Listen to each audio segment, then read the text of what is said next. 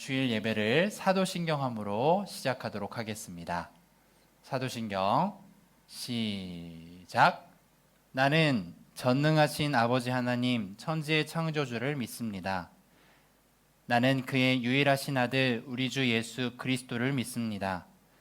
그는 성령으로 잉태되어 동정녀 마리아에게서 나시고 본디오 빌라도에게 고난을 받아 십자가에 못 박혀 죽으시고 장사된 지 사흘 만에 죽은 자 가운데서 다시 살아나셨으며 하늘에 오르시어 전능하신 아버지 하나님 우편에 앉아 계시다가 거기로부터 살아있는 자와 죽은 자를 심판하러 오십니다.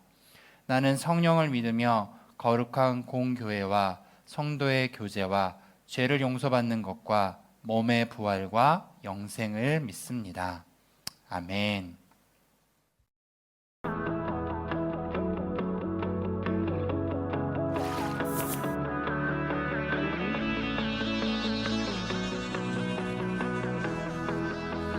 온 땅이여 주님을 찬양하여라. 그의 이름 영광을 찬양하여라. 온 땅이여 주님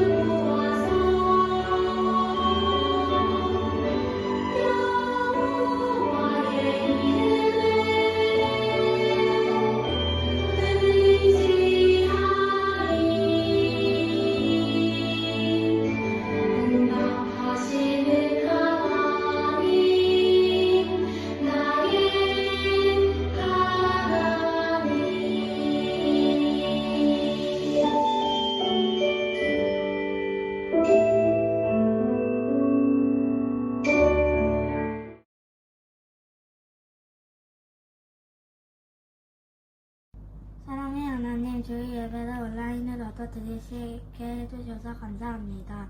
코로나 때문에 모든 사람이 고통받고 있습니다. 코로나를 빨리 없애주세요. 항상 우리들과 선생님, 목사님의 건강을 지켜주세요. 우리 모두 큐티와 예배를 잘 드리게 해주세요. 예수님 이름으로 기도드립니다. 아멘. 할렐루야. 사랑하는 꿈땅 초등부 친구들, 주님의 이름으로 환영하고 축복해요. 오늘 이 시간 함께 하나님의 말씀을 나누고 하나님의 말씀을 집중하는 시간을 갖도록 해볼게요. 함께 나눌 하나님의 말씀은 사사기 14장 14절의 말씀이에요. 사사기 14장 14절의 말씀 함께 천천히 읽어보도록 하겠습니다. 시작. 삼손이 블레셋 사람에게 말했습니다. 먹는 자에게서 먹을 것이 나오고 힘센 자에게서 달콤한 것이 나왔다. 그들은 3일이 지나도 답을 알아맞히지 못했습니다. 우리 함께 한 번 더 읽어보도록 할까요? 준비 시작. 삼손이 블레셋 사람들에게 말했습니다. 먹는 자에게서 먹을 것이 나오고 힘센 자에게서 달콤한 것이 나왔다. 그들은 3일이 지나도 답을 알아맞히지 못했습니다. 아멘. 제목도 함께 읽어볼까요? 사사 삼손. 사사 삼손. 함께 은혜를 나누도록 하겠습니다. 삼손 하면 생각나는 이미지가 있나요? 목사님은 삼손 하면요, 사사들 중에 가장 힘이 센 용사라고 생각해요. 우리 친구들도 이 삼손을 알고 있는 친구들이라면 힘이 가장 센 사사로 기억할 거예요. 그런데 힘이 셀 수 있었던 이유가 무엇일까? 정말 삼손이 힘이 센 장사여서일까? 사실 그렇진 않아요. 물론 등치가 좋고 힘이 좋을 수는 있겠죠. 그런데 인간으로서는 도저히 할 수 없는 일들을 할 때마다 성경에서는 무엇라고 얘기를 하고 있냐면 사사 삼손이 하나님과 함께 했다. 하나님이 사사 삼손과 함께 했다. 이렇게 기록되어 있어요. 하나님의 영이 사사 삼손에게 임했다라는 거죠. 그때마다 놀라운 일들이 벌어집니다. 오늘 읽었던 성경의 본문 바로 앞에 그 놀라운 일이 하나 벌어지는데요. 그게 뭐냐면 사자를 삼손이 해치워요. 성경에서는 더 정확하게 찢어서 죽였다고 얘기를 해요. 좀 잔인하긴 하죠. 그런데 생각해 보세요. 2m가 넘는 그 사자가 우리에게 덤벼들면요, 전 지구상의 어떤 누구도 정말 아무 무기 없이 1대1로 사자와 겨루어서 이길 수 있는 사람은 없을 거예요. 아무 무기가 없는 그 상황에서. 그런데 그 누구도 어떤 인간도 해내지 못할 그 사자와의 싸움에서 삼손은 사자를 해치웁니다. 어떻게 그럴 수 있었을까요? 목사님이 이야기한 것처럼 하나님이 사사 삼손에게 임하였더니 그리고 나서 사자를 해치울 수 있었다는 거죠. 우리는 잘 생각해보면 내가 도저히 할 수 없었던 일들을 해낼 때가 있어요. 내가 도저히 내 힘으로는 할 수 없었는데 그게 됐네. 그러면요, 당연히 하나님께 감사하고 하나님 하나님 저와 함께 해주셔서 감사해요. 하나님이 하셨어요. 이렇게 기도해야 되는데 우리는요, 그게 내가 다 잘나서, 내가 힘이 있어서, 능력이 있어서, 내가 똑똑해서 그렇게 했다라고 생각을 해요. 그건 정말 착각인 거죠. 사사도요, 가끔 그랬어요. 자기의 힘을 하나님이 주신 힘이라는 것을 잊어버리고 살 때가 간혹 있었다라는 거죠. 그런데 하나님은 이 사사 삼손을 그렇게 자기가 자기의 힘인 것처럼 그 능력을 쓰더라도 함께 하셨어요. 그게 어디까지 계속 이어지고 있냐면요, 삼손이 이스라엘 사람과 함께 사사 삼손이 이스라엘 여인과 결혼하려고 한 것이 아니라 이스라엘 여자와 결혼하려고 한 것이 아니라 블레셋 여인과 결혼하려고 했어요. 왜 그랬을까? 잘 생각해보면요, 블레셋은 굉장히 강력한 강대국이었어요. 큰 나라였어요. 악나라고, 그리고 또 힘이 센 나라이면서 동시에 지금으로 말하면 선진국이었어요. 그래서 사실 그때 당시 이스라엘 남자들은요, 블레셋 여인 그러면 세련된 도시 여자, 세련되고 교육과 지성을 갖춘 여자라고 생각했어요.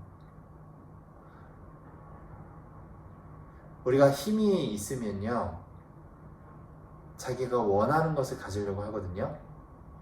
삼손도요, 자기의 힘이 있다는 걸 깨닫고 이스라엘 여자와 결혼하려고 하는 것이 아니라 블레셋 여인과 블레셋 여자와 결혼하려고 했어요. 그래서 실제로 그 블레셋 여인을 찾고 그리고 결혼하려고 합니다. 그래서 결혼을 앞두고 큰 잔치를 벌여요. 근데 그 큰 잔치에 누구도 왔을까요? 블레셋 사람들도 왔습니다. 블레셋 여인과 결혼하려면 블레셋 사람들도 초청해서 그 큰 잔치에 함께 해야 됐거든요.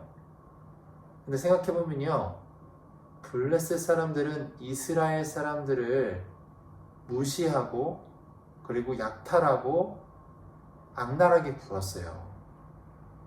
서로 원수지간이었고 이스라엘 사람들은 블레셋 사람들에게 함부로 하지 못했어요. 힘이 약하니까, 힘이 없으니까. 그런데 누구 때문에 이스라엘 사람들을 우습게 보지 못했냐면 강력한 힘을 가진 삼손 때문에 이스라엘 사람들을 함부로 하지 못했다라는 거죠. 그래서 그 삼손의 그 결혼을 앞두고 큰 잔치에 함께 할 수밖에 없었어요. 그리고 이제 삼손은요, 계획을 하나 세웁니다. 거기에 모여든 블레셋 사람들을, 그 사람들의 코를 납작하게 하기 위해서 자기만 답을 알고 있는 수수께끼를 낸다라는 거예요. 이걸 생각해보면요, 우리의 인생은요, 우리가 답을 몰라요. 수수께끼 같아요. 풀 수가 없어요. 근데 그 답을 한 분이 알고 계시는데 그분이 누굴까요? 하나님. 하나님만이 우리들 그 인생의 답을 알고 계세요. 그렇기 때문에 답을 알고 계신 하나님께 우리가 기도하고, 하나님 도와주세요, 하나님 이 일을 해결해 주세요, 이렇게 기도하고 하나님께 집중한다는 거예요. 하나님이 답을 알고 계시니까. 그래서 우리 친구들도 이 코로나 시기에, 알 수 없는 이 시기에 하나님께 기도해야 된다는 거죠. 근데 안타깝게 삼손은요, 하나님께 기도하였더라, 이게 목사님 봤을 때는 거의 등장하지 않거든요. 좀 교만한 것도 같아요. 그래서 그 수수께끼를 내는데 그 교만함이 좀 들어가 있죠. 이 블레셋 사람들에게 이런 내기를 합니다. 이 수수께끼를 풀지 못하면 당신들이 겉옷과 속옷까지도 나에게 줘라. 30명의 블레셋 사람들의 겉옷과 속옷을 나한테 주고 너희들이 답을 맞추면 내가 30명의 겉옷을 주겠다. 내가 30명의 옷을 주겠다. 이렇게 내기를 합니다. 당연히 이길 수밖에 없는 내기라고 생각했어요. 왜냐? 삼손만이 유일하게 답을 알았거든요. 아무도 알지 못했어요. 그래서 실제로 그 수수께끼를 내고 3일 밤낮이 지났는데도 아무도 그 답을 알지 못했다라고 오늘 성경에 나오죠. 그런데 이 블레셋 사람들이 영리하거든요. 그냥 강대국이 된 게 아니에요. 그래서 결혼할 블레셋 여인을, 삼손과 결혼할 블레셋 여인을 몰래 만나서 협박합니다. 어떻게든 삼손에게 답을 알아오지 못하면 너에게 해코지를 하겠다. 이렇게 협박을 해요. 그 협박을 듣고 이 블레셋 여인은 삼손에게 가서 울면서 부탁을 합니다. 제발 답을 알려달라고. 근데 삼손은요, 여자에게 약하거든요. 결국 답을 알려줘요. 그래서 내기를 누가 이겼을까요? 블레셋 사람들이 이겼어요. 그 블레셋 사람들이 그 답을 맞춰서 오히려 그 자리에서 삼손이 망신을 당했죠. 우리는요, 수수께끼의 답을 하나님께 구해요. 우리의 인생의 답을 알지 못하니까. 그런데 이럴 때가 있어요. 내가 원하는 답이 아닐 때가 있어요. 내가 원했던 답이 분명히 이런 시나리오였는데, 이런 이야기였는데 전혀 다른 답이 나한테 올 수가 있다는 거죠. 내가 생각했었던 답과 다르다고 해서 하나님의 답이 틀린 게 아니에요. 하나님의 답이 맞아요. 그래서 결국 블레셋 사람들은 그 잔치에 와서 속옷까지 내줘야 되는 위기에 빠져 있었지만 블레셋 사람들이 우리도 그 답을 맞춰서 삼손이 망신을 당합니다. 결국 어떻게 됐을까요? 끝까지 사사 삼손과 하나님이 함께 하셔서 블레셋 사람들을 해치우는 용사로 세우세요. 우리는, 하나님을 믿는 크리스천들은 믿지 않는 사람들의 손가락질을 받고 있어요. 하나님을 믿는 사람들이 왜 그러냐? 하나님이 과연 계시는 거 맞냐? 그렇게 손가락질 당하고 무시당할 때가 있다는 거죠. 그런데 하나님께서는요, 하나님의 사람들을 세워서 하나님의 사람을 선택하셔서 그런 세상 앞에 하나님의 능력과 하나님의 전지전능하심을 보여주신답니다. 우리 친구들도 그 사실을 잊지 않고 하나님께 답을 구하고 하나님께 기도하고 겸손히 살아가는 저와 우리 친구들 되시길 주님의 이름으로 축복해요. 오늘 이 시간 함께 기도하도록 하겠습니다. 하나님 감사합니다. 하나님께서 우리와 함께 하셔서 하나님께서 원하시는 일들을 해나갈 수 있도록 주님, 우리와 함께 해주세요. 그리고 우리도 답을 알고 계신 하나님 앞에 겸손히 기도하며 하나님의 말씀과 뜻을 기다리는 주님의 자녀 되게 해주세요.